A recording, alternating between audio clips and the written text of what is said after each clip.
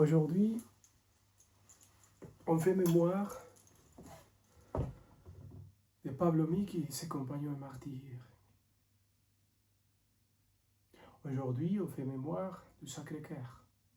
Chaque vendredi, on se souvient des apparitions du Sacré-Cœur à Marguerite Marie d'Alacoque. Le Sacré-Cœur qui ouvre sa poitrine pour donner son cœur à Marguerite Marie. La même expérience, on peut la vivre aujourd'hui. Si on est fidèle à la prière, à l'oraison, à l'Eucharistie, on peut vivre la même expérience des rencontres profondes, extraordinaires avec notre Seigneur. Le voir à tel point, avec un amour éternel, un amour parfait, un amour qui veut nous guérir, nous libérer, nous sauver, nous aimer, quoi. Et aujourd'hui, on fait mémoire l'évangile de Marc, chapitre 6. On fait mémoire d'Hérode, qui était avec cette femme, qui c'était la femme de son frère, Hérodie. La fille d'Hérodie a dansé. Hérode a beaucoup aimé la danse de la fille. Et il lui dit, dis-moi, que veux-tu? Je peux tout te donner. La fille va chez sa maman, lui demande, qu'est-ce qu'il faut que je lui demande? Donc bien sûr, Hérodie va dire, la tête de Jean-Baptiste coupée dans un plateau. La fille qui arrive et qui lui dit à Hérode, la tête de Jean-Baptiste. Hérode avait peur d'être mal vu par ceux qui étaient invités à la fête. Et pour ne pas faire les ridicules,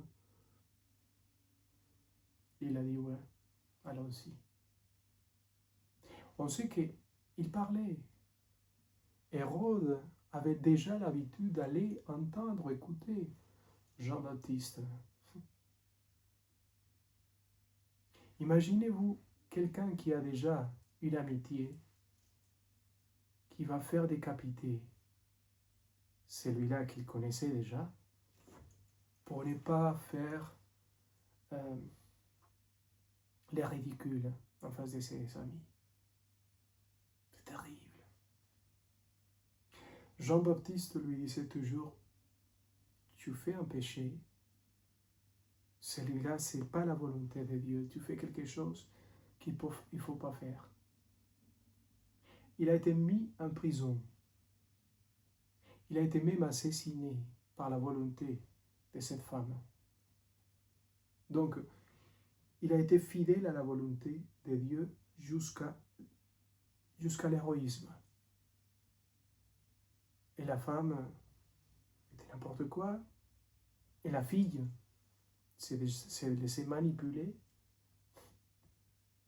Fait le choix. Regardez l'histoire. Est-ce que vous voulez suivre le Christ jusqu'à la dernière conséquence? Vous voulez suivre notre Seigneur en faisant la volonté de Dieu jour après jour? C'est pas facile. Et quand même, c'est un héroïsme extraordinaire. C'est commencer à vivre la vie éternelle. C'est avoir la place pour Dieu. Expérimenter la force de Dieu. Faire à chaque moment la volonté de Dieu. Et même si on ne la fait pas, justement avoir l'humilité pour dire « Pardonne-moi Seigneur. Redresse mon chemin. Aide-moi à faire ta volonté. » Et on revient. Et on se met debout. Lui, il nous pardonne. Allons-y. ou simplement se laisser prendre par l'égoïsme, par la soif de vengeance, par la haine,